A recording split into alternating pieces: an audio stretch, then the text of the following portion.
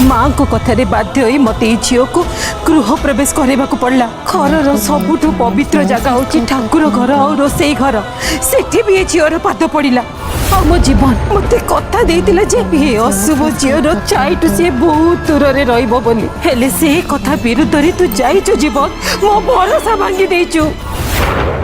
How सेइथि भाई आज मु ए घरर बड़ बहु हबार अधिकार त्याग करूची। यहीपर सीरियल नुआ नुआ अपडेट पाइबा चैनल को लाइक कमेंट शेयर सब्सक्राइब कर दियंतु।